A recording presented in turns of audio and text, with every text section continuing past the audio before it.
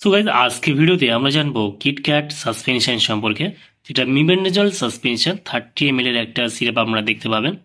মানে এটা বাচ্চাদের জন্য, উঁচু ক্রিমির জন্য এটা আপনারা খাওয়াতে পারবেন। মিবেন্ডাজল সাসপেনশন আর একটা রয়েছে অ্যালবেন্ডাজল সাসপেনশন, সেটা কিন্তু বড় ক্রিমির জন্য। আর মিবেন্ডাজল হচ্ছে এটা ক্রুচো ক্রিমির জন্য। ঠিক আছে, কিটক্যাট নামে আপনারা পেয়ে যাবেন ভারতবর্ষের যে কোনো মেডিকেল স্টোর অথবা অনলাইন থেকে পারচেস করতে পারবেন। কিটক্যাট সিরাপ এটা মার্কেট বা ম্যানুফ্যাকচার করে থাকে মার্ফা ল্যাবরেটরিজ প্রাইভেট লিমিটেড। এখানে ফুল অ্যাড্রেস মেনশন করা রয়েছে, চাইলে আপনি দেখে নিতে পারেন। আর এর যদি দাম দেখি, কিটক্যাট সিরাপের এই মুহূর্তের এমআরপি রয়েছে 28 টাকা 22 পয়সা এমআরপি রয়েছে। এখানে expiry date, batch number, manufacture date already mention করা রয়েছে। আর কিটক্যাট সিরাপের কম্পোজিশন কি রয়েছে?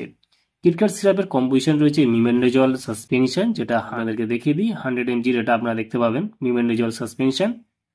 এই সিরাপটার মূলত কাজ কি? এই কাজ আমি বলে দিলাম, এটা হচ্ছে কুচো ক্রিমির জন্য ব্যবহার করা হয়ে থাকে। তবে ডোজ কি রয়েছে এবং কখন খাওয়াবেন, কিভাবে খাওয়াবেন সেটা আমি বলে দিই। কিটক্যাট সিরাপ এটা কুচো ক্রিমির জন্য খাওয়াতে পারেন, তবে আপনারা খাওয়াবেন অবশ্যই একটু বেশি গরমে খাওয়াবেন না। বাচ্চাদের যে কোনো ক্রিমি সিরাপ বেশি গরমে খাওয়াতে নেই, কারণ বাচ্চারা অসুস্থ বোধ করতে পারে। সেই ক্ষেত্রে একটু ঠান্ডা ঠান্ডা ওয়েদারে আপনারা খাওয়াবেন, খুবই ভালো হয়। কিটক্যাট সিরাপটা যেটা মিবেন্ডাজল সাসপেনশন রয়েছে আমাদের কাছে, যে কুচো ক্রিমির একটা ভালো সিরাপ।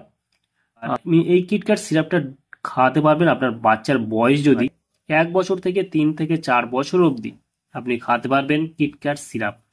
1 থেকে 3 বছর যদি বয়স হয়ে থাকে, আপনি 5 ml করে দিনে 2 বার, মানে সকাল এবং সন্ধে, আপনি 3 দিন খাওয়াতে পারেন। এভাবে কিন্তু ডোজটা নিতে হবে। ঠিক আছে, 3 দিন আপনি খাওয়াবেন সকাল এবং সন্ধে।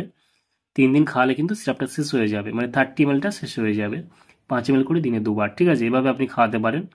তবে বাচ্চার যদি শরীর অসুস্থ থাকে, যেমন জ্বর, সর্দি, কাশি, পাতলা পায়খানা, বিভিন্ন রকমের সমস্যা, শারীরিক সমস্যা থাকে, তাহলে এটা কিন্তু খাওয়ানো যাবে না, বা যে কোনো কৃমি সিরাপ খাওয়ানো যাবে না। সেই ক্ষেত্রে অবশ্যই যে কোনো মেডিসিন, যে কোনো সিরাপ, যে কোনো ট্যাবলেট, যে কোনো অয়েনমেন্ট ব্যবহার করার আগে চিকিৎসার পরামর্শ নিয়ে ব্যবহার করতে হবে।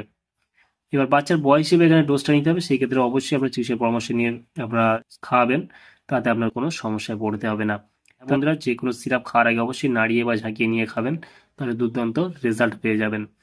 আর এই সিরাপটা খাওয়ানোর আগে অবশ্যই আমি বলে দিলাম, শারীরিক সমস্যা বা শারীরিক অসুস্থতা থাকলে একদমই খাওয়াবেন না। আর এটা খাওয়াবেন অবশ্যই ঠান্ডা ঠান্ডা ওয়েদার থাকলে, তাহলে আপনার বাচ্চা অসুস্থ বোধ করবে না।